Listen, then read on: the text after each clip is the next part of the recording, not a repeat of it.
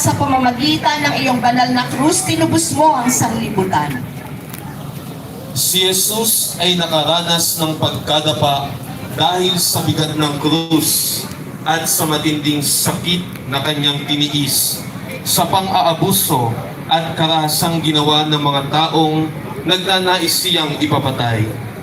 Ngunit sa kabila ng sakit sa kanyang katawan at kalooban, hindi siya nagpatinag. Paulit-ulit siyang bumangon at ipinagpatuloy ang pagbubuhat ng krus patungo sa kanyang hantungan.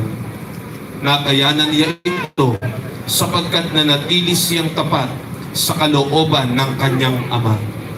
Ipinakikita nito na ang laman ng puso at isipan ni Jesus ay lubos na nakatuon sa kalooban ng Diyos Ama.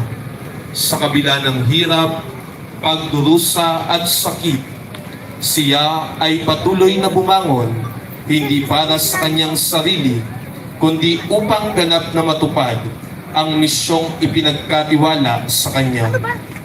Kaya naman, sa ating sariling pamumuhay, tayo ay inaanyayahan ng Panginoon na maging tapat sa Diyos Ama, gaya ng katapatan ng Ama sa ating lahat. Hinihikayat tayong huwag manatili sa pagkakadapa, kundi sabay-sabay na bumangon, magtiwala sa biyaya ng Diyos, at magsikap na mamuhay sa kabanalan hanggang matupad natin ang kanyang banal na kalooban para sa atin. Tunghayan po natin ang ika-6 na estasyon.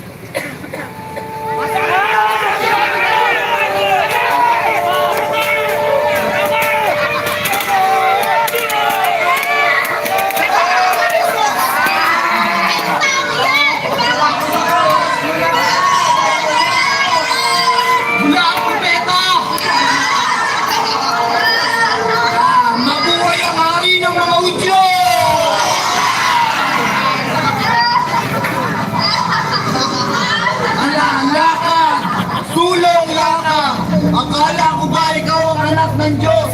Napapagod ka na ba? Masdan nyo! Napasubasok ang tao! Sa aking kalabhati at pag-ibig ay nakaligtaan ka ang mga kawalang berdugo. Ang tangi kong nakita ay ang aking naghihirap na anak. Niyakap ko siya ng mahigpit at buong puso. Kaguluhan ang sumunod. Ang mga opisyalis ay nagbigay ng utos sa kawal. Habang ako ay inaalis niwanag ng aming mga kaibigan sa tabi ni Jesus. Pagkaraan, sinundan namin siya tungo sa Kalbaryo.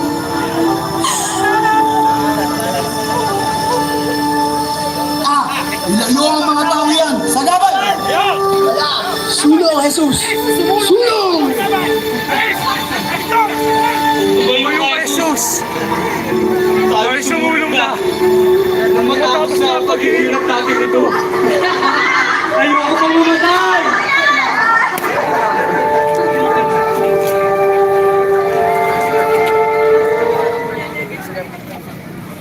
Maglaan po tayo ng ilang minutong katahimikan.